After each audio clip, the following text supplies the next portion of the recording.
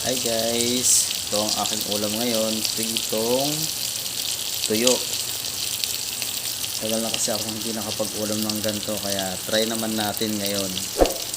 Kasabay niyan ay kamatis. Sausaw natin sa may suka na may sili. Sarap yan guys. So ayan na guys, nabaliktad ko na siya para maluto naman yung kabila. Madali lang kasi maluto to guys eh. So guys, ito na guys, naluto natin na tuyo. Ito yung magiging ulam natin ngayong gabi guys. Ngayong gabi guys. Kasi na-miss ko nang mag-ulam ng ganito. Sarap talaga nito guys. So ngayon naman guys ay yung kanin ko. So dito ko na siya niluto sa pinagprituan ko ng tuyo. Parang ang tawag dito sa amin ay sinasangag ng konti lang. Konting sangag lang siya guys. Para hindi sayang yung mantika. Diba? So, sinong relate yan guys? Kapag kami ay nagpiprito ng isda, asahan nyo yan. Hindi masasayang ang mantika dahil sinusunod namin ang kanin. Kasi masarap yun. Masarap kasi yun guys eh. Ano. So, ito okay na to. Okay na yan guys. Yun. Yung tinatawag na kanin na sinangag. Tagal ko lang kasi hindi nakakain ng kanin na sinangag guys. Sarap ng kamatis na to guys. Ang laki pa. Tsaka hinog na hinog siya oh. So, tamang tama to sa niluto nating tuyo. So, ayan yung guys oh. Ito naman yung kanin ko. Pasensya na guys, medyo makalat pa kasi hindi pa ako masyado nakapag-ayos dito sa bago kong boarding na nilipatan. So, dito talaga ako natatakam guys sa kamatis na to. So tignan nyo naman oh. So tara guys, samahan nyo ako at hiwain na natin to para maulam na natin. So ito na guys, hihiwain na natin tong kamatis na to. Hiwain muna natin sa 4 para madali siyang hiwain. Siya. Ayan natin ang ito.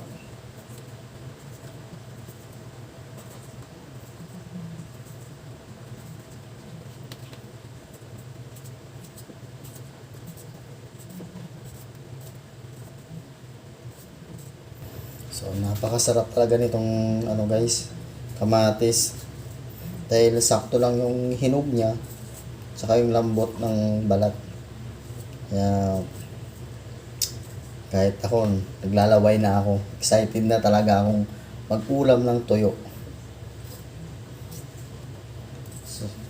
So kapag ako umuwi ng probinsya namin guys, nire-request ko din talaga sa magulang ko o sa mga kapatid ko yung gantong ulam, yung tuyo, tsaka lalong-lalo na yung gulay guys. Kasi napakasarap ng gulay, lalo yung dahon ng malunggay, saka pritong isda lang, saka talong, saka sitaw. Yun, pag haluin mo lang yun na ganun, so sarap na nun guys. So ito guys, oh, tapos ko na nahiwa. So okay na to. So hindi ko na rin tinanggal yung yung buto kasi wala lang, gusto ko lang. Hindi naman talaga ako nagtatanggal ng buto ng kamatis kapag once na nag-uulam ako. Kasi kung tatanggalin ko pa yan, matatagalan. So ganito na lang. So ayun nga guys, ikakain na ako dahil tapos na rin ako nag-prepare ng kakainin ko. So ayun yung mga ulam ko guys, yung tuyo, kamatis, yung sasawang suka. At syempre yung kanin ko. Saka meron pa ako dito guys na dala-dala ko kanina. So parang calamaris ata to o di ko alam guys kung anong ulam to. Basta galing to sa restaurant kanina guys na binigay sa amin na hindi nila napaubos. So sayang naman kung itatapon ko siya. So yun guys, dinala ko dito. So ayun guys, tara kain tayo at pagpasensyahan nyo na kung ano yung nakikita nyo dyan sa likod ko. Kasi nga tulad nga ng sabi ko kanina guys, bagong lipat lang ako dito at hindi pa ako masyado nakakapag-ayos. Kasi nga kulang pa ako sa mga gamit. So pagpasensyahan nyo guys kung ano yung nakikita nyo dyan sa likod. Ayun, ang lawak, mag-isa ko lang dito, wala akong kasama. So tara guys, kain tayo. Tuyo. Ang sarap talaga.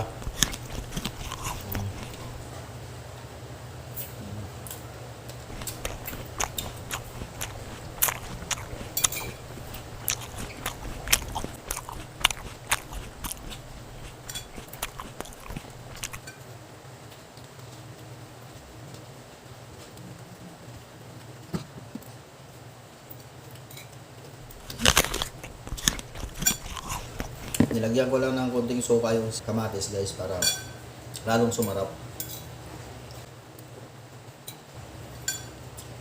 Kaya ang pinaka-the-best talaga dito guys, itong tuyo. Sarap talaga.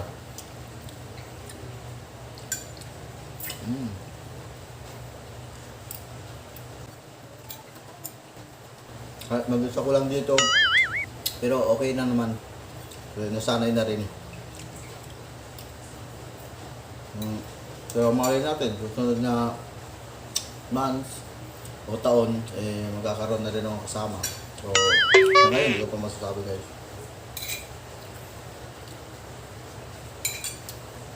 Napakasarap talaga nitong ito. Tuyo. Nga pala guys, shout out dyan sa mga nag-uulam ng tuyo. Kaway-kaway naman kayo dyan. Comment down below guys sa mga nag-uulam ng tuyo. At kung anong lugar kayo guys, kasi napakasarap to. Kahit anong lugar to guys, mayroong tuyo.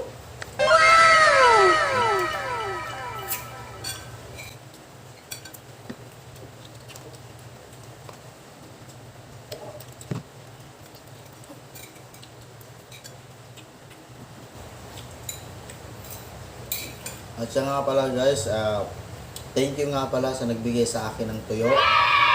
Guys, thank you sa nagbigay sa akin sa tuyo, tsaka sa kamatis. The best. Sarap. Thank you talaga sa iyo. Hindi ko na mabanggitin kung sino yung nagbigay sa akin guys, pero malapit sa akin yun. Maraming salamat sa pagbibigay mo ng tuyo at saka kamatis. Dahil ngayong gabi na to ay nabusog ako guys.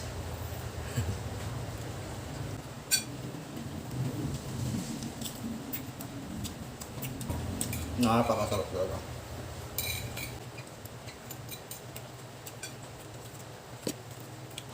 Kung may matitira to, sigurado bukas babaunin ko to. Kasi yung mga kasama ko din doon, mahilig silang kumain ng tuyo.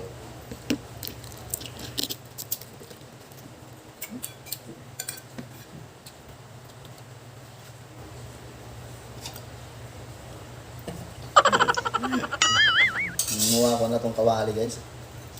Kukutsarain ko pa tagal.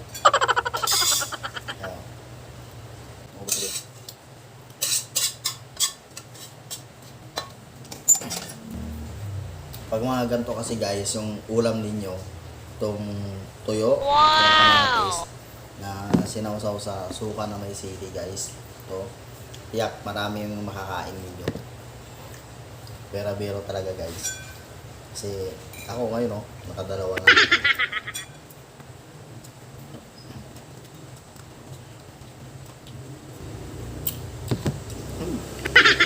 Asim.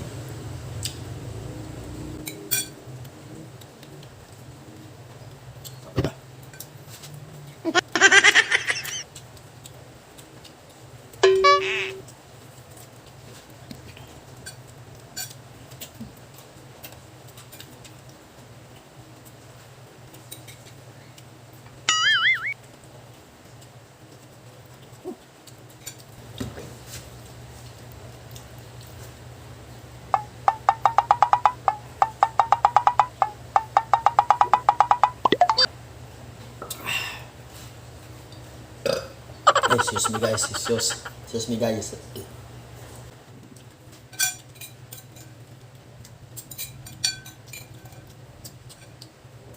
Guys, matapos din sa wakas. Boss. Sarap talaga.